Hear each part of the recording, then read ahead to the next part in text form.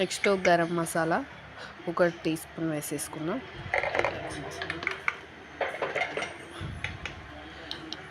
Next వచ్చేసి అల్లం paste 1 spoon.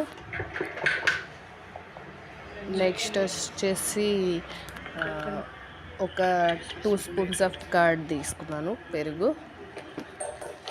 దాన్ని వేసుకున్న తర్వాత మంచిగా ముక్కలకు పట్టే విధంగా మంచిగా కలుపుకోవాలి. బాగా కలుపుకొని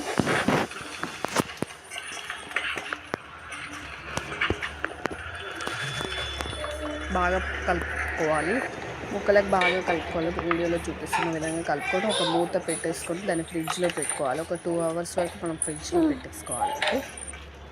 ఒక 2 అవర్స్ ఫ్రిడ్జ్లో పెట్టుకొని తీసుకున్న తర్వాత అందులో మనం ఒక లెమన్ పిండేసుకోవాలండి.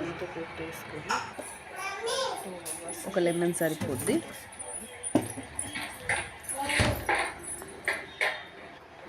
ఒక లెమన్ అండ్ రైస్ ఫ్లోర్ అండి, బియ్యం పిండి 2 స్పూన్స్, కార్న్ ఫ్లోర్. నేనైతే ఈ కార్న్ ఫ్లోర్ వాడుతున్నాను, మీరు ఏదైనా వాడుకోవచ్చు. 2 స్పూన్స్ వరకు కార్న్ ఫ్లోర్ వేసుకోవాలి. కరివేపాకు వేసుకోవాలండి.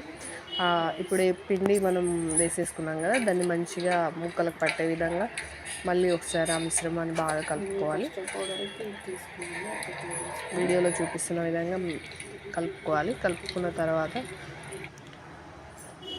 కలుపుకున్న తర్వాత మనము స్టవ్ వెలిగించి డీప్ ఫ్రైకి సరిపడా కడాయి పెట్టుకొని డీప్ ఫ్రైకి సరిపడా ఆయిల్ వేసేసుకోవాలండి. మేమైతే ఫ్రీడమ్ ఆయిల్ వాడుతున్నాము. ఫ్రీడమ్ అంటేనే లైట్గా ఉంటుంది.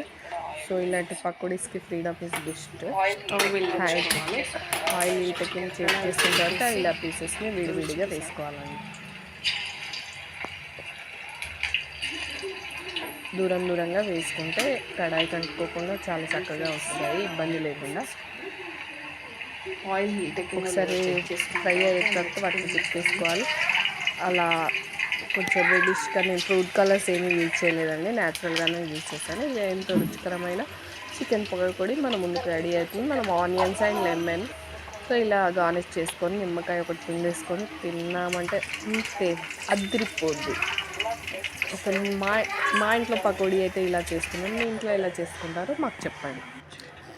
చికెన్ పకోడీ చేసుకోవడానికి ముందుగా అయితే మనం ఫ్రెష్ చికెన్ తీసుకొని దాన్ని వాష్ చేసి పెట్టుకోవాలి. వాష్ చేసి పెట్టుకున్నాక అందులో 1 టీ స్పూన్ వరకు పసుపు వేసుకున్న తర్వాత నెక్స్ట్ దానిలోకి ఏమేమి కావాలో మనం ఒకసారి యాడ్ చేసుకుంటాం. కారం వేసేసుకోవాలి. కారం వేసుకున్న తర్వాత 2 టీ స్పూన్స్ ఆఫ్ కారం, 1/2 kg